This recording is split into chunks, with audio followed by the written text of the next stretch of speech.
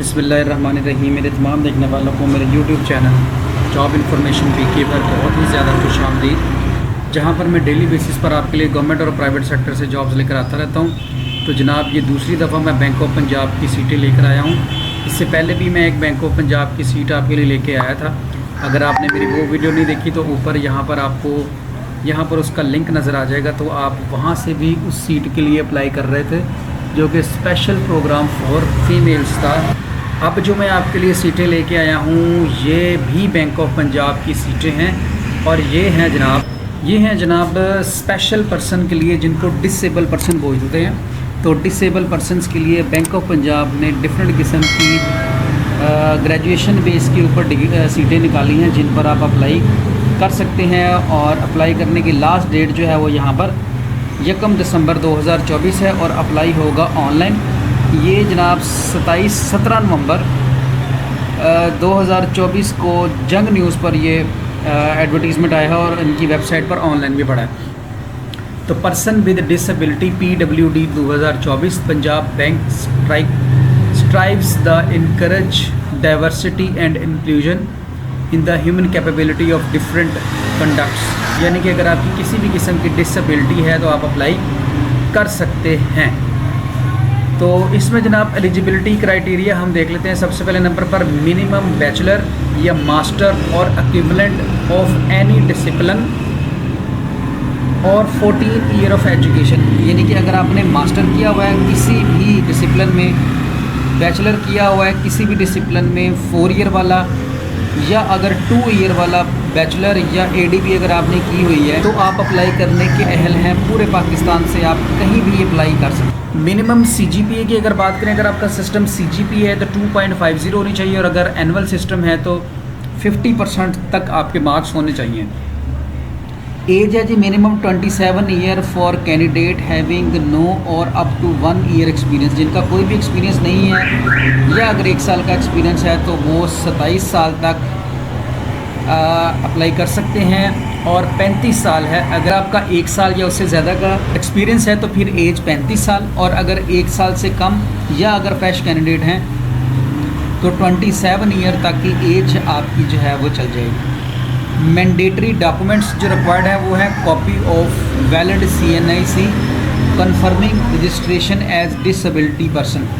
जो disable person होते हैं ना, उनके जो ID कार्ड के ऊपर होता है तो वो डिसेबल पर्सन का ये वाला जो निशान यहाँ पर बना हुआ है ना, ये निशान ID कार्ड पर बना होता है, वो बना हो तो इससे पता चल जाता है कि ये पर्सन डिसेबल है। A copy of valid certificate disability, और जो आपका डिसेबिलिटी का सर्टिफिकेट है वो भी आपके पास होना चाहिए, देन आप जो है वो अप्लाई कर सकते हैं।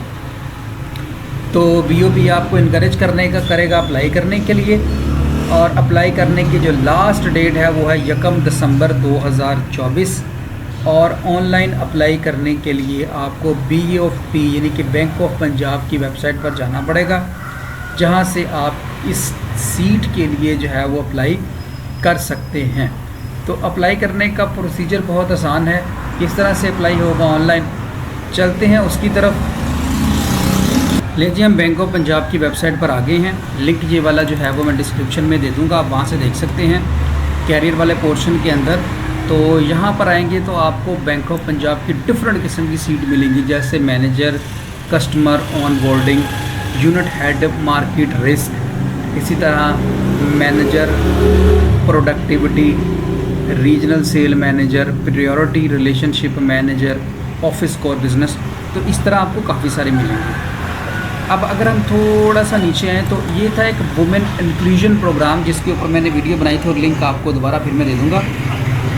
आज की जो हमारी टारगेटेड जॉब है वो है person with disability 2024। Country wise है, पूरे पाकिस्तान में सीटें हैं, पूरे पाकिस्तान से आप अप्लाई कर सकते हैं। 17 नवंबर 2024 को ये जॉब एडवर्टाइज्ड हुई है, और 1 दिसंबर 2024 इसकी लास्ट डेट है।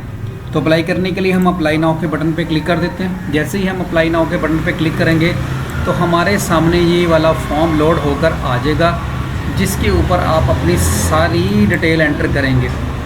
तो जैसे ही आप अपनी डिटेल एंटर करते जाएंगे तो ये आपको आगे की तरफ जो है वो मूव करवाता जाएगा। तो जो रिक्वायरमेंट्स हैं 3-4 इसके पेजेस आएंगे।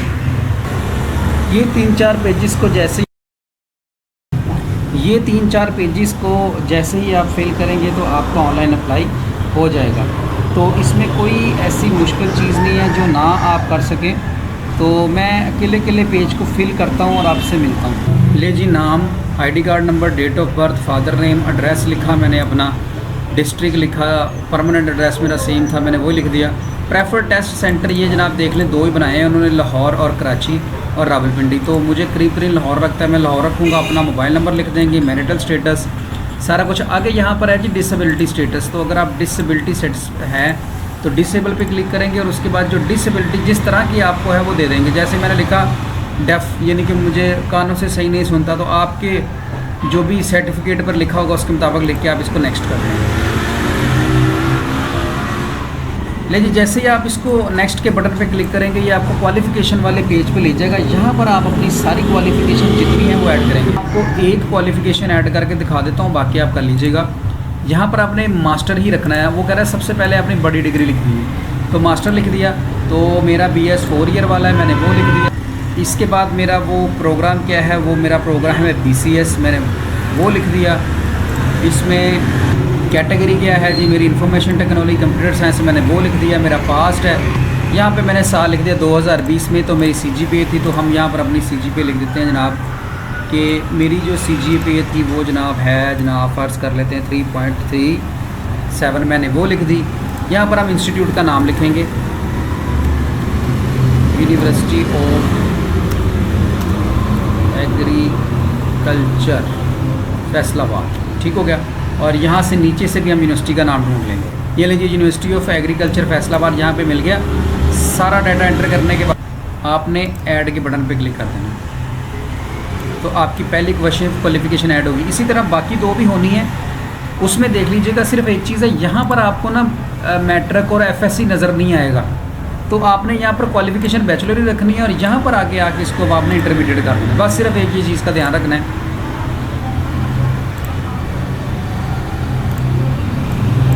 यानी कि यहाँ मास्टर रहेगा और यहाँ पर इंटरमीडिएट आ जाएगा। इसके बाद यहाँ पर आपकी आ जाएगी FSC या जो भी है आपका, वो आप ऐड कर देंगे। तो FSC में आपका क्या था जी, मेडिकल पासिंग ईयर मेरा फ़र्ज़ कर लेते, मैं कहता हूँ जी मेरा पासिंग ईयर था 2021। इसके बाद मैंने परसेंटेज लिख दी, मेरी परसेंट यहाँ पर थी चार्ज जी 70%, मैंने ये लिख दी। फिर इंस्टीट्यूट का नाम लिख दें BISE, FSD। आप अपने कॉलेज का नाम भी लिख सकते हैं और यहाँ पर भी मैं लिख दूँगा BISE FSD। ये लिख के हम इसको ऐड कर देंगे। सेम इसी तरह मैं FSC की ऐड करूँगा, उसकी ऐड कर मैट्रिक की ऐड करूँगा, फिर आपसे मिलते हैं। ले जी, तीनों क्वालिफ़िकेशंस ऐड होगी। इसी तरह आपने कर देनी है। कोई चेंजिंग करनी हो तो आप डिलीट करके दोबारा करेंगे। इसके बाद हम नेक्स्ट कर देंगे। नेक्स्ट के बाद कहते हैं जी कि आपका कोई प्रोफेशनल क्वालिफ़िकेशन अगर है तो वो लिख दें, तो मेरी कोई नहीं है, मैंने नेक्स्ट कर दिया। इसके बाद आगे चलते हैं जी। अगर आप फ्रेश ग्रेजुएट हैं तो फ्रेश, और अगर आपका कोई एक्सपीरियंस है तो वो ऐड कर देंगे। तो मैं फ्रेश कैंडिडेट हूँ तो मैं इसको जनाब यहाँ से नेक्स्ट कर दूँगा। इसके बाद पूछता है कोई आपका रिलेशनशिप बैंक ऑफ पंजाब में काम करता है, तो मेरा कोई नहीं जानने वाला काम कर रहा है, मैं नो करके इसको नेक्स्ट कर दूँगा। इसके बाद आपने अपनी CV अपलोड करनी है, तो यहाँ पर फाइल में जाकर आप अपनी CV अपलोड करेंगे। CV अटैच करने के बाद जहाँ पर भी पड़ी हो आपने अपलोड का बटन दबाना है, तो वो जो CV आपने अपलोड की होगी उसका नाम यहाँ पर आ जाएगा। सारा कुछ करने के बाद आपने सबमिट के बटन पे क्लिक कर देना है। तो ये आपको थोड़ा सा वेट करना पड़ेगा। वेट करने के बाद अगर कोई प्रॉब्लम ना हुआ तो ले जनाब हमारा किसी किस्म का कोई प्रॉब्लम नहीं है। उसने कहा thank you for applying your reference ID is this, तो ये उसने हमें हमारी रेफरेंस ID दे दी। इसको संभाल के रखिएगा, इसी के ऊपर आपकी कॉरेस्पॉन्डिंग हो। अक्सर बच्चे पूछते हैं जी कि बैंक कैसे रब्ता करेगा। बैंक नॉर्मली आपको मैसेज भी कर सकता है आपके फ़ोन नंबर के ऊपर, पर नॉर्मली जो है ना बैंक्स वो ज़्यादातर आपको ईमेल करते हैं। तो अपनी ईमेल पर कंसंट्रेट कीजिएगा, आपको ईमेल आ सकती है। लास्ट डेट के बाद किसी भी वक्त आप तैयारी कीजिएगा, इंशाल्लाह ताला अल्लाह आप सबके हाल पर आसानी करे। अगर आप ऑनलाइन अप्लाई कर सकते हैं तो बेहतर, नहीं कर सकते तो आप हमारे थ्रू भी अप्लाई करवा सकते हैं। चैनल को लाइक, शेयर और सब्सक्राइब कर दीजिएगा। दुआओं में याद रखिएगा। पाकिस्तान जिंदाबाद। अल्लाह हाफ़िज़।